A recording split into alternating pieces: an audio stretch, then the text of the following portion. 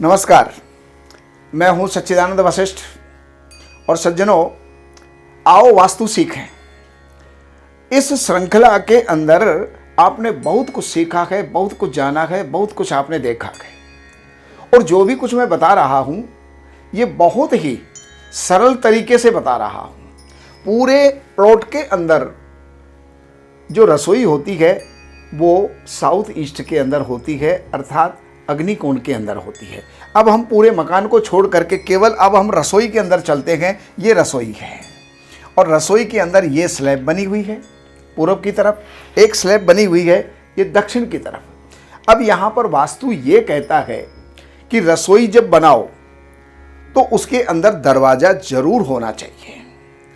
वास्तविकता क्या है, आज के समय में लोग अधिक से अधिक फैशन में चले आ रहे हैं और रसोई के अंदर दरवाजा लगाना ही छोड़ दिए।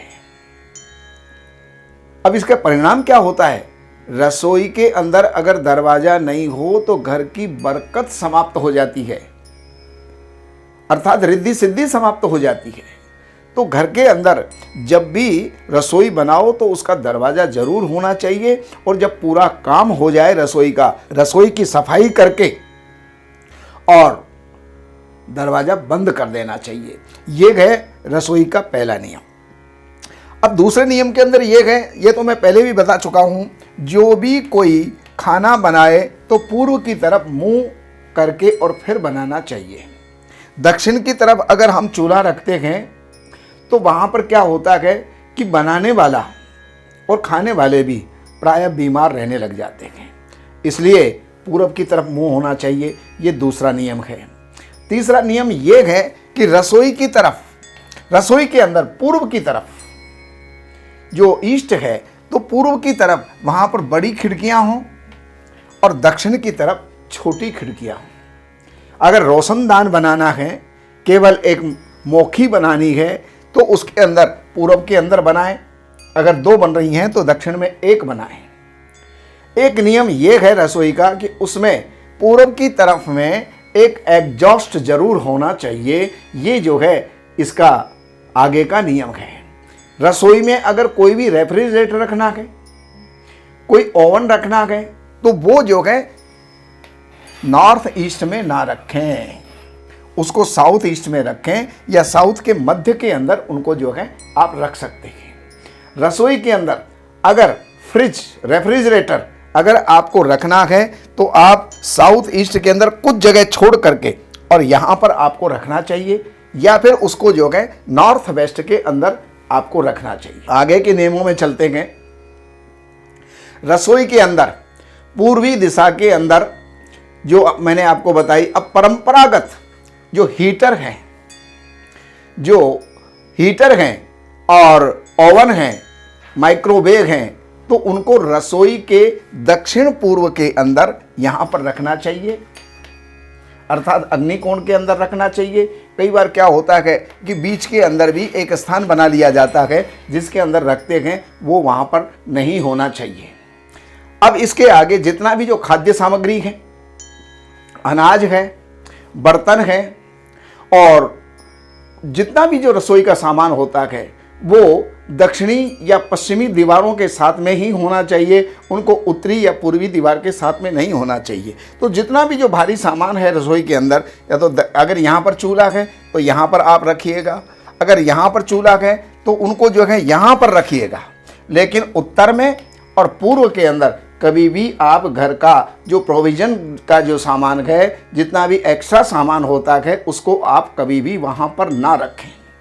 और एक ये है, एक नियम ये आप बना लीजिएगा कि रसोई घर के साथ में शौचालय अगर है तो वो जो है एक कॉमन दीवार के साथ, यानी यहाँ पर रसोई है तो यहाँ पर आपने कोई शौचालय बना लिया तो वो आपके लिए नुकसानदायी हो जाएगा। इसके इस दीवार के साथ में यहाँ पर बना लिया या यहाँ पर बना लिया, रसोई की दीवार के कॉमन दीवार के साथ में आपको शौचालय नहीं बनाना चाहिए।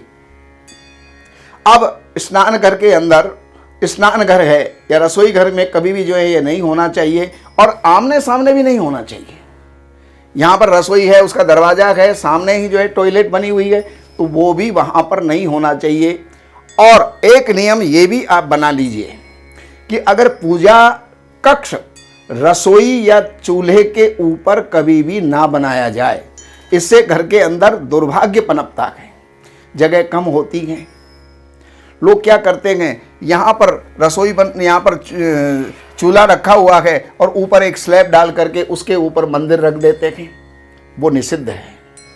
तो उससे दुर्भाग्य, जितना भी काम करो उसका रिजल्ट आपके सामने नहीं आता, उसको दुर्भाग्य कहते हैं।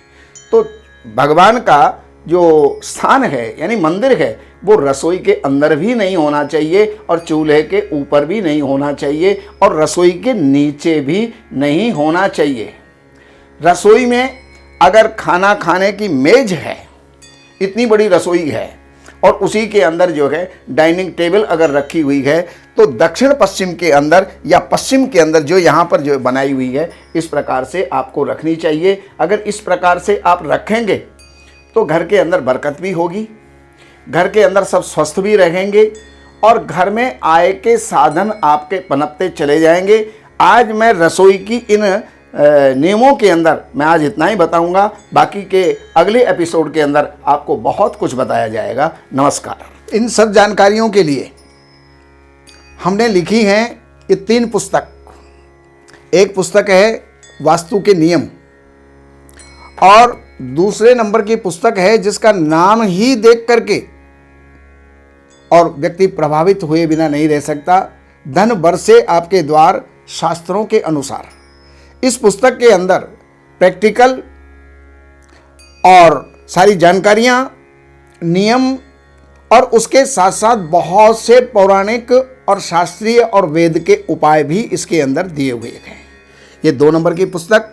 और तीसरे नंबर की पुस्तक है जितने भी वास्तु दोष होते हैं उन सारे वास्तु दोषों का निराकरण, रेमेडी, उपचार, उनके जो भी उपाय हो सकते हैं वो सब इन 3 पुस्तकों में हैं। तो इन नंबरों के ऊपर आप संपर्क करके और इन पुस्तकों को मंगाइए और लाभ उठाइए। हमारे यहाँ वैदिक ब्राह्मणों के द्वारा सभी प्रकार के पूजा पाठ, कर्मकांड, संगीत में विवाह, गृह क्लेश, काल सर्प दोष, व्यापार में रुकावट व नवग्रहों की पूजा आदि कराई जाती है। हमारे संपर्क सूत्र हैं 7838898421। देवज्ञ सच्चिदानंद वशिष्ठ जी से वास्तु, ज्योतिष, वैदिक अनुष्ठान, पूजा पाठ, महामृत्युंजय पाठ, शतचंडी पाठ, बगुलामुखी पाठ, भैरव अनुष्ठान आदि, राशि रत्न, रुद्राक्ष, कवच आदि हेतु संपर्क करें। हमारे संपर्क सूत्र हैं 7838898421। हमारी वेबसाइट है www.shrivashishth.com।